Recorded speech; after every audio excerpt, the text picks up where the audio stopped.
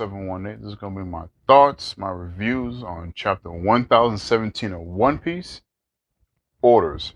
Alright, let's start with this cover page, because this chapter was pretty damn hype, but I'm going to try to keep everything in a nice order. Get it? Get it? It's chapter 1017 of One Piece, chapter title Order. Yo. Alright, cover page. Buggy being, made into a puzzle, little monkey pimps together. That was cool, seeing Buggy, not one of my favorite characters, but he is pretty funny and everything like that. Alright, the way this chapter starts off with Queen being a bitch. You guys already know I'm not a big fan of Queen, I'm not a big fan of Perospero, but as villains, they do the justice. They're perfect characters for that. So we see Queen being a bitch, like I said. He's yelling, screaming at Otama. She's like foaming at the mouth about to pass on. We're like, okay, you know what? Forget that, man.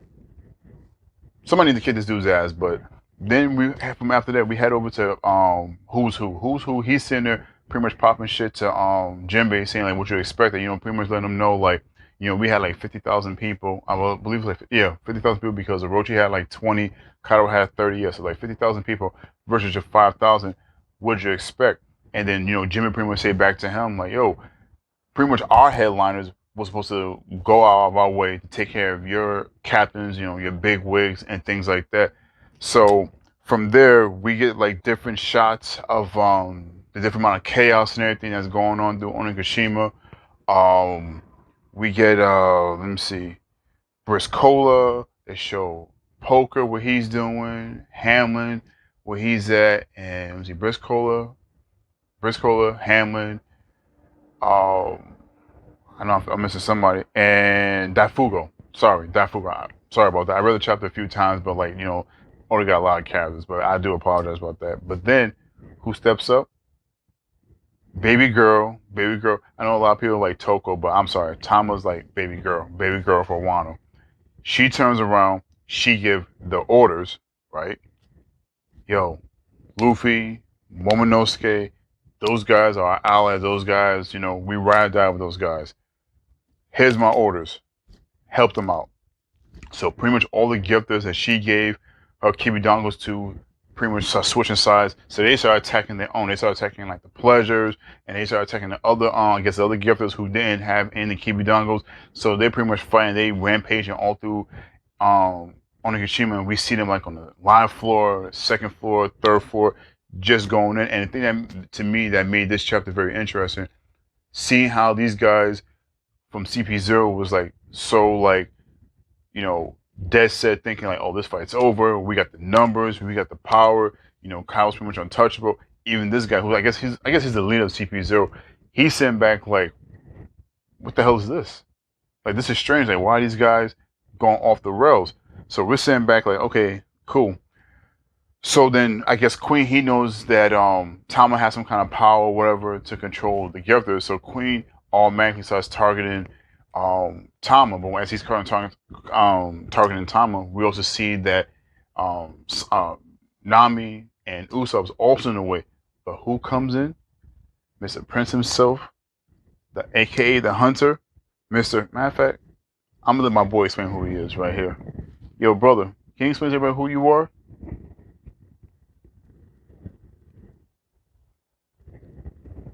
Sanji. Excuse me, brother. Vinsmoke. You are Vinsmoke, man. Chill. We still boys though, but you are Vinsmoke. But Mr. Prince, aka the Hunter, Sanji Vinsmoke, pops up to the rescue, hit Queen with an attack, blocks his, didn't block his shot, but let's say redirected his attack so this way Tama, Usopp, and Nami doesn't get hit. So I'm gonna let my homie go back over here and chill. But just seeing Sanji come back in, and then we get a little revelation about Queen and Judge's past. Well, not too much, but they used to be part of a group called Mads. And I'm sitting back like, Mads? Okay, and then, older mad scientists. So it's probably not like mad like Mads, but it's probably mad scientists, like where older like to do different little tongue-in-cheek jokes here and there. But I like seeing Sanji come through. But my thing is this: wasn't he fighting Queen last chapter? So how was he able to like get away from Sanji and target Tama? Which to me was like he shouldn't be able to even, have attack even in her direction. But I guess Oda's trying to build more hype between their fights and everything, especially him calling Sanji Judge's brat. Then we get a shot, right, of Queen's hybrid form. Yo, I understand. Like the hybrid form was cool. Like I thought the hybrid form design and everything was dope as all shit. But the thing that got me even more, seeing how like his tail was extended, he had like a pincer or the end of his tail. Then you, as we know, he has the cybernetic arm, and then like he has like all these robotic parts and everything. And he was saying pretty much like, oh yeah, you may know about Maz, but you don't know what we actually did. And seeing how he was able to mix his zone fruit with his cybernetics and make himself into a cyborg, it's just like, yo, what was Queen doing to where he could mix his body, his devil fruit, and his technology into like this new, I don't know, dude, like this shit was just like off the walls crazy. But you know what? I fuck with it. Next thing we know, we get a shot of Chopper. He had like a slight mutation, I guess, because he used a Roman Ball and Caesar Clown helped him extend his muscle point time. He looked like he's even smaller than before. Cause I know when Chopper was the helmet is like it's big on him, but not so big where it's like covering his body, it's like kind of like on his shoulders. But then seeing Chopper's new mutation or his side effect, he's talking to Tristan and I forgot the other guy, Miyagi. And they turn around and say, yo, we got this message that's work. And when I seen they said something about fast recovery, I was on my Birdman, had to do this. I'm letting my boy over here introduce himself. Can you introduce yourself, my boy?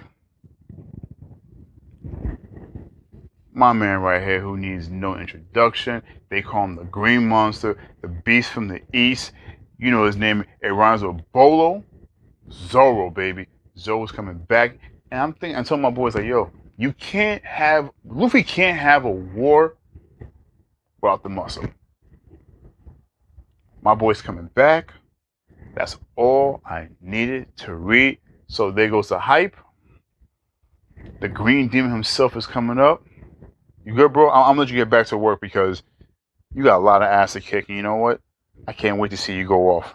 All right, homie, I'm gonna let you sit down and chill over here, right? So then after we get confirmation that Zoro is definitely coming back to the fold, all right, cool. From there we go to Who's Who.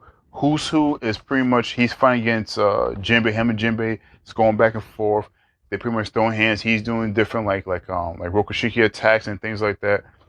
And he showcases his hybrid form, which like I said, this chapter was pretty damn hype because we got Queen's hybrid form and then we got Who's Who's hybrid form.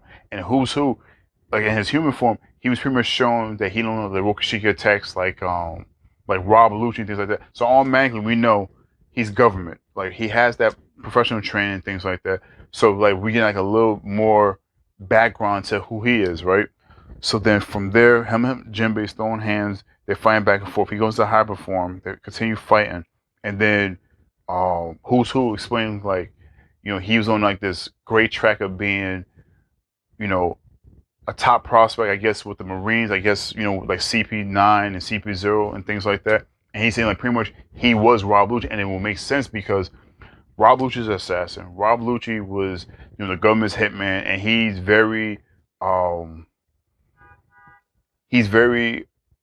a strong believer in the world government. So that's why like, he was taking like all these hitman type of jobs. And if Who's Who pretty much got like a big cat zone like him, now this gets you thinking, right? Because Who's Who said that he got in trouble and pretty much like he got like a jail time or something like that 12 years ago, right? We see how much, no pun intended, we see how much of a beast Rob Lucci is, right? When he went against Luffy, and then now, you know, with the 2-year time skip, we know he continued his training. He definitely got stronger. But Who's Who is a big predatory cat, just like Rob Lucci. But the difference is he's an ancient zone type. So now this get me thinking: if this man didn't get in trouble 12 years ago, where he would be? Would he be in Rob Lucci's place? Because Luffy even beat Who's Who back at that time. I think what was that with Water 7 and stuff like that. So that had me just like thinking, like, yo, this man could have been like a real problem with Luffy if he would have stayed on track. But then you find out why Rob Lucci got in trouble. Rob Lucci, sorry. Who's Who got in trouble? Forgive me, who got in trouble? Because he lost to Gomu no Mi. Yes, ladies and gentlemen, boys and girls, he lost Luffy's fruit 12 years ago. which means Shanks stole the fruit from who's who. Why is the world government so dead set on Luffy's fruit?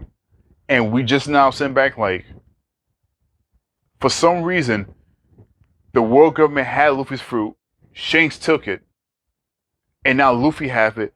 This really gets me thinking, ooh, you know what? I think I'm going to save that for the third video. I almost said something, but I think I'm going to save that for the third video. Luffy's fruit is very important to the world government, which is a beautiful thing. Was even more beautiful, which is fucking gorgeous. No break next week. Ladies and gentlemen, boys and girls, my rating for this chapter, even though it was hype, it had me like all over the place, I gotta give this bad boy an 8 out of 10. This was a good, solid chapter. That ending had us thinking. That ending had us like, whoa, what did you say?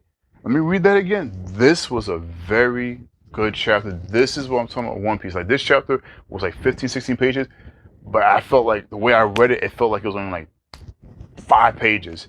But ladies and gentlemen, let me know what you think. You know, like, subscribe, comment down below. You know, I always say, this is StarMo718. Let's have a conversation, y'all.